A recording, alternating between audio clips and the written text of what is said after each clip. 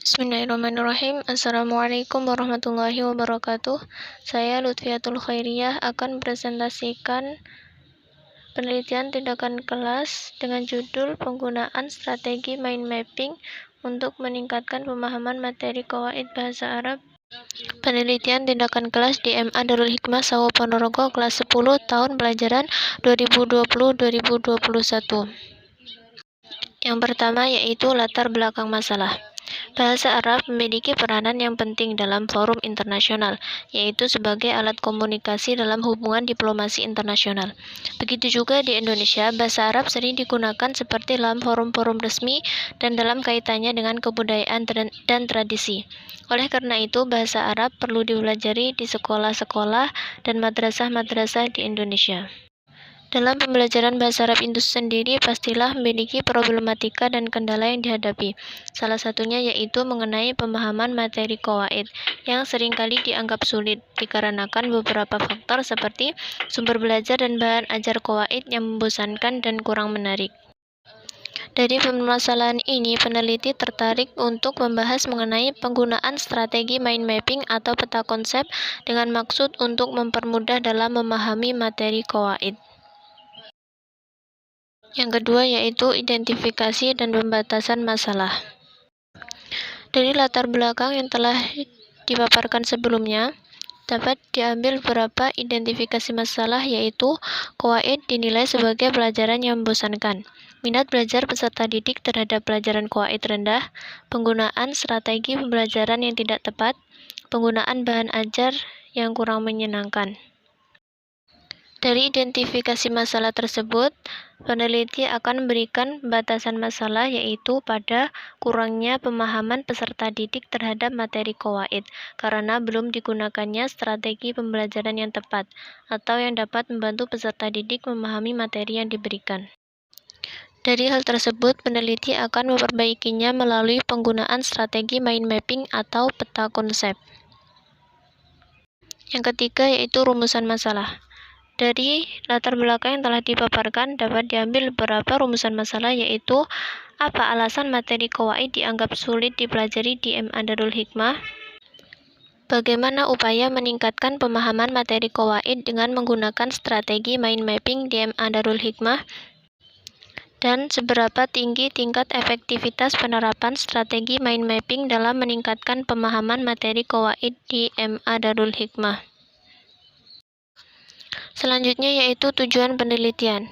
Penelitian ini dilakukan dengan tujuan untuk mengetahui penyebab materi qawaid dianggap sebagai materi yang sulit dipelajari di kelas 10 MA Darul Hikmah, mengetahui peningkatan pemahaman materi qawaid dengan penerapan strategi mind mapping di kelas 10 MA Darul Hikmah, dan untuk mengetahui tingkat efektivitas penggunaan mind mapping dalam meningkatkan pemahaman qawaid di kelas 10 MA Darul Hikmah. Selanjutnya yaitu kontribusi hasil penelitian. Kontribusi yang ingin dicapai dari penelitian ini adalah bertambahnya wawasan pengetahuan dalam bidang pendidikan serta bisa diaplikasikan secara praktis di kelas, khususnya bagi kelas 10 MA Darul Hikmah Sawo Ponorogo, sehingga siswa tidak mengalami kesulitan dalam memahami materi qawaid. Dengan demikian, inovasi yang telah ditemukan yaitu penggunaan mind mapping dalam pembelajaran materi qawaid. Selanjutnya yaitu telaah hasil penelitian terdahulu, landasan teori, kerangka berpikir, dan pengajuan hipotesis. Telaah hasil penelitian terdahulu. Beberapa penelitian yang telah dilakukan yang relevan dengan penelitian ini yaitu penelitian yang dilakukan oleh Ikhwan Nur Rois dan Fahma Reta Putri dengan judul penerapan strategi mind mapping dalam pembelajaran bahasa Arab bagi mutaqaddim. Kemudian penelitian dilakukan oleh Sofatul Fuadah dengan judul penggunaan strategi mind mapping dalam pembelajaran kosakata bahasa Arab di Sekolah Alam BIS Genteng Banyuwangi.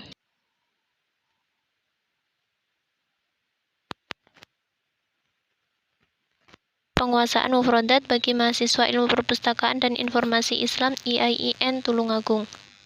Selanjutnya yaitu landasan teori. Yang pertama, strategi pembelajaran adalah setiap kegiatan yang dipilih seperti penggunaan metode dan pemanfaatan sumber daya untuk mencapai tujuan pembelajaran tertentu. Yang kedua, konsep mind mapping, yaitu alat berpikir kreatif yang mencerminkan cara kerja alami otak. Yang ketiga, yaitu pembelajaran qawaid, adalah segala upaya yang dilakukan oleh pendidik agar terjadi proses belajar dalam diri peserta didik tentang sistem aturan atau pola-pola yang berlaku pada bahasa Arab yang mencakup tata kata dan tata kalimat. Selanjutnya yaitu kerangka berpikir.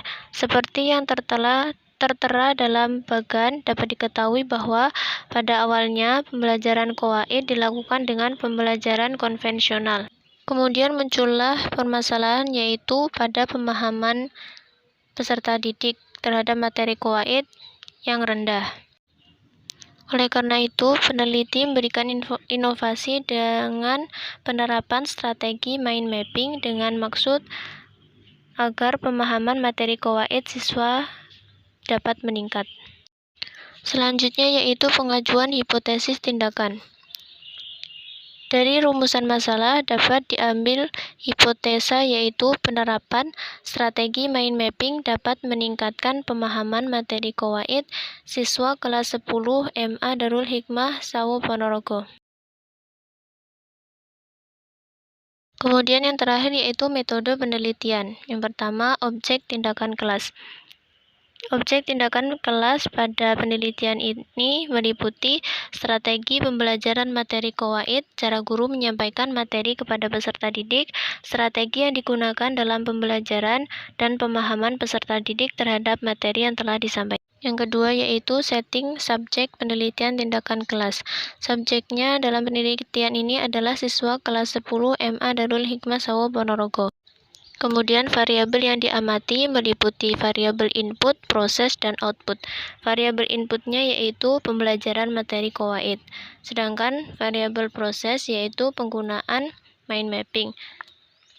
Dan variabel outputnya yaitu tingkat pemahaman peserta didik dalam materi qawaid. Sementara untuk prosedur pelaksanaan penelitian tindakan kelas dibagi menjadi 3 yaitu prasiklus, siklus pertama, dan kemudian dilanjutkan siklus kedua. Sekian presentasi dari saya. Terima kasih, semoga bermanfaat. Wassalamualaikum warahmatullahi wabarakatuh.